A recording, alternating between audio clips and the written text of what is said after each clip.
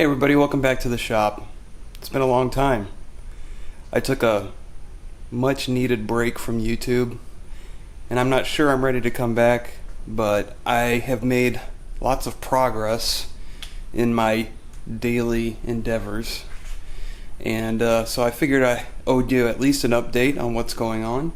So I figured I'd put together this little video talking about the changes that I made and maybe some of the reasons why I don't upload to YouTube as often as I used to. I know that many of you aren't interested in that, so I'm going to stick mostly to the changes that I made to the shop.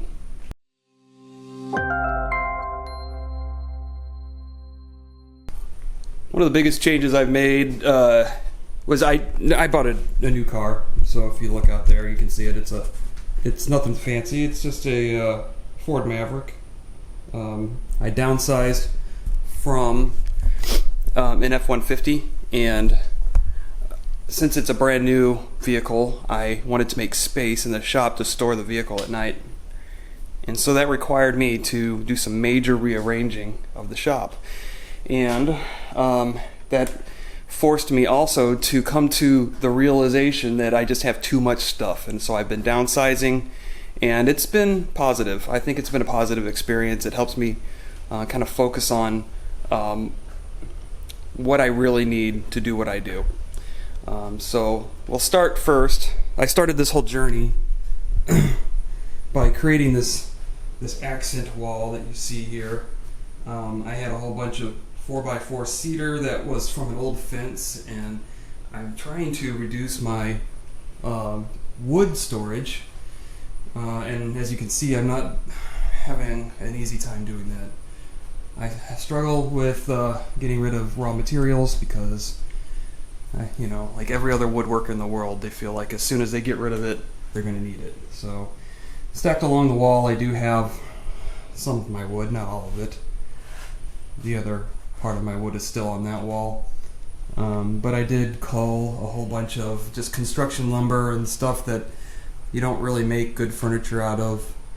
Lots of my short pieces of wood have been burned, and with these 4x4 old cedar posts, what I ended up doing was I cut them into 1/4-inch thick strips, and I used it as a wall decoration.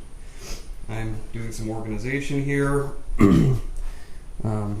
Just being able to hang things on a wall has been nice. I have never had that type of wall space before. So let's just start. I don't expect any of you to remember what my old shop looked like, but this is what the new shop looks like. We'll start in the corner. This is the entrance that goes to the house. I have my build-out system here just for something if I need to go work away from the shop. I can just load these toolboxes up and load them in my truck and go wherever I need to go. I moved the air compressor to this back wall here, and I have temporarily straps the hose reel to the compressor itself. It's working out right now, and so I don't intend to change it anytime soon. I got rid of the elaborate dehumidification system that it was debatable whether or not it actually worked. So right now my discharge is going straight into a regulator and into my hose reel. Drill press is in the same spot it's always been. I added dust collection to it. And then my big mess of a miter saw station is still here. The upper drawers have always been finished, the lower drawers have never been finished, and that hasn't changed. I'm in the process of making a bunch of cutting boards. That's why you see random pieces of walnut, cherry, and maple laying around in various stages of preparation. I got rid of a bunch of extra stuff up here, and I immediately replaced it with other stuff. Actually, I just immediately replaced it with stuff that was being stored here in the empty part of the garage, so it did clear up a lot of space for me. I got rid of a whole bunch of extra electric motors and things like that. I'm still working on organization throughout here. Not a whole lot's changed in the layout of the shop. The table saw and the outfeed table has been pushed back a little bit farther. It gives me enough space to be able to rip an 8-foot piece of material comfortably without hitting the wall, but anything more than that, and I won't be able to without sliding things around.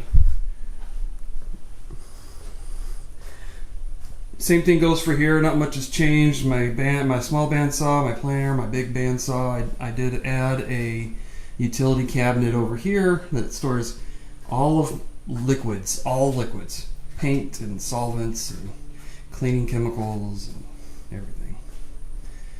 My 2 toolboxes are moved here in front of this door because this door never gets used. They fit right in there. My metal storage is in the back corner there. Got I don't know what this is, a 12-ton shop press here that I'm thinking about getting rid of because I rarely ever use it. And then there is my workbench. One of the projects I did off camera was I inlaid this 150-pound piece of steel into my workbench, and I made it flush with the surface of the bench. So this bench can be used as a normal workbench, or it can also be used as a welding table. And then it's on my hydraulic lift table that I've had for years. And the table weighs 750 pounds. And so it's not very easy to move, but it is on these steel wheels. And when this was installed in a factory, those wheels were on a track, like an angle iron track like this. But it no longer is, but my garage floor is flat enough to where it rolls pretty easily. And so when I'm working on a project, I can just roll it out into the empty space of the garage, and I have all the space that I need to work. So like I said, the main reason I did this was to make room to store my vehicle in the garage and have it be a shared space with the shop. But at the same time, there was just a lot of things that I did not use very often. I got rid of my sandblaster, I got rid of my parts washer, I got rid of a whole bunch of stuff off the shelves that I've never used. I'm trying to get rid of more stuff, but there's just things that people aren't interested in buying it off a marketplace. And I mean, there's things I'll give away if people want them. You know, I have cabinet door templates and a router system for that, and just lots of things I'm trying to get rid of. I'm just trying to downsize and make things a little bit nicer. So since I have not been making YouTube videos, I've been busy, and you know, rearranging the shop and making the accent wall and everything, that did take a lot of time. But I've been working on some other projects, and you know, there's a part of me that'll always feel a certain anxiety about not filming things that I do, because I don't know why. I like to just have a record of the things that I've accomplished, and I don't know why, because those things that I accomplish are in plain sight, but that's just how I am. I guess after doing YouTube for 10 years, you just feel that urge to document everything. One of the big projects I have been working on that I'm almost done with is this one. I've been wanting my own 2x72 belt grinder for a long time, but I could never justify the cost of buying a brand new one, so I decided to make my own. Now this design, I followed somebody's build on some knife making forum, but this design is utilizing the materials that I had available to me. The biggest benefit of building your own is obviously the cost. Okay, one of these, I don't even know, maybe one of these, if you bought the complete package, maybe I should go over what it is. It's a 2x72. It's adjustable, obviously, for angle, with a 2-inch platen. I haven't built the table for it yet. That's the last step. But it's a 2 horsepower, 3-phase motor that is run with a variable speed drive. And I made it with some bought parts, you know, like the idler wheels and the drive wheel, and this whatever this D-frame thing is here, the platen holder. But everything else I just made out of scrap metal. And this thing turned out way better than I expected. And let me give you a quick little demonstration of how it works. I have yet to build a stand for it, so right now I've just got it on this cart, which is perfect. The cart's a perfect size for it, but I want to be able to use the cart without having the grinder on it. So I've got this on a 220 30 amp circuit, And I haven't mounted the drive yet, but the drive will be mounted here so it doesn't move. So the way a drive works is you can use a frequency to control the speed. I can control this all the way up to about 3600. The motor I can control up to 3600 RPM. Actually, I go higher than that. I think I go to 4500 RPM on this motor, which gives me the belt speed that I need to grind metal and really like get into. I make knives, you know, just as a hobby, nothing serious. So what I do is I can set my frequency. Right now the frequency is set to, let's say 25. Let me bump it up a little bit more.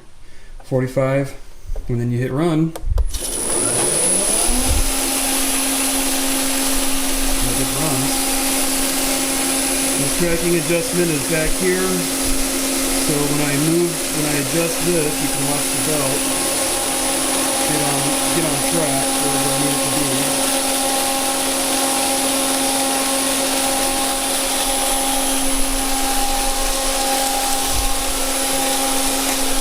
I don't have a table yet on this, but you know, this is a grinder. Let me turn it up.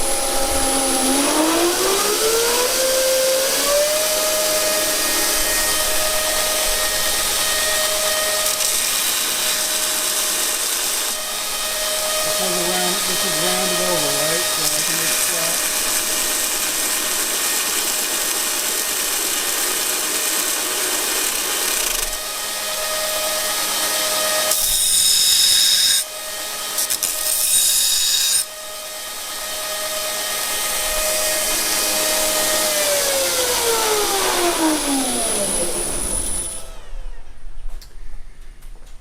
So this has been a fun experience. I have never done any type of, I've never built my own tool before, anything big like this. I've built jigs and things, and I've welded, you know, sheet metal and stuff like that, but this has been a journey. But I've been really fortunate that everything is really kind of worked out. I call it beginner's luck.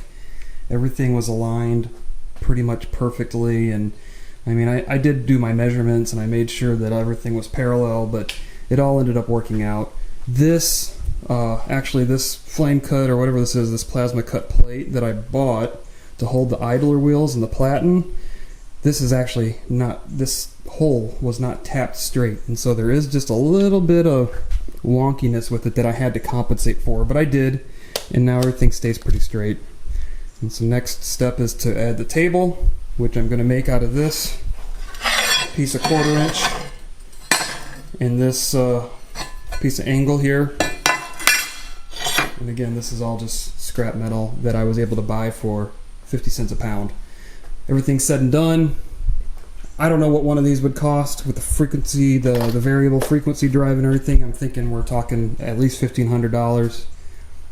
And I'll be in on parts. I'll be in with all the hardware and everything, probably about $250. So that's why you build your own tools. This thing's going to work out pretty good.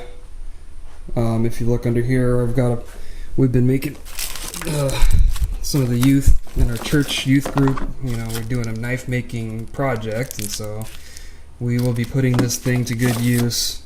Once it's complete and we have our next meet, we will be using this to contour the handles for the knives. Another thing that I've been spending time on is my new truck. I've just kind of been tweaking it and adding things to it that make it mine. You know, cool thing about the Mavericks, probably most modern vehicles, there's lots of add-ons that you can put on them just to change the look a little bit. I put in new speakers, and so I've just been kind of learning how to gently take it apart so I can put it back together again. And but really the other big project that's been taking most of my time is the 1986 GMC S15. I'm not going to show it. You might have caught a glimpse of it here and there in this video already. I'm going to have a separate video specifically about the things that I've done there, because it's almost 100% complete and it looks amazing. So I'm pretty proud of it, and again, I kind of regret not filming everything, but I'm just trying to balance my work/life/YouTube experience and I have recently, I guess, for those of you that care, that have stuck around this far in the video, I can tell you that about 3 years ago, I got a promotion with my work, and it has added significantly to my workload. In addition to the workload, I also am on call for certain nights out of the month. And when I'm on call, it's very hard to focus on anything else because those calls could come in at any time, and if those calls come in, I have to be locked in. So I don't want to get elbows deep into a project, especially with woodworking, gluing things up or painting something, or in the middle of welding something and I get a call. And so that has really eaten into my hobby time, and YouTube for me is still a hobby. So that's the main reason why I have taken a step away from YouTube. It's not that I want to get away from it, but I did like kind of a personal cost versus benefit analysis, and by cost, not only do I mean actual monetary cost, but like my time cost, and YouTube gave me the worst return for the cost, if that makes any sense. Especially now since they've changed things and it's just really hard to get eyes on your videos. I don't even care about how much you earn from the videos. I care more about reaching out and interacting and discussing workshop stuff. So for now, YouTube is taking a back seat. I will get to it when I can. I have not abandoned it by any means. There's just too much I want to do and too much I want to document. I really would have loved to go through the whole process of designing this and making adjustments to it, hooking up the VFD. I actually work with VFDs professionally, so that was pretty simple. You know, none of this stuff is new. The only new stuff are the wheels and the plates. Everything else is scrap metal. This was a marketplace find. This was actually an open box on Amazon. It was only $40. It was a good deal. So yeah, do I regret not filming my experience with the belt grinder? Absolutely. Do I regret my not filming what I did with the truck? Definitely. But again, there's only so much time in the day, and I have a family as well, and so something had to give, and unfortunately it was YouTube. So I hope you guys stick with me. You know, if you feel like I've betrayed your trust, go ahead and unsubscribe. But I'll be around, and I hope to hear from you in the comments. If you have any advice to give or anything, I really don't care. Like I said, I like the interaction. So that'll wrap it up. These talking videos tend to get pretty long, and I think I've worn out my welcome. So thanks everybody for sticking around. I will catch you in the next one. Until then, keep moving forward, doing what you love. I'll see you soon.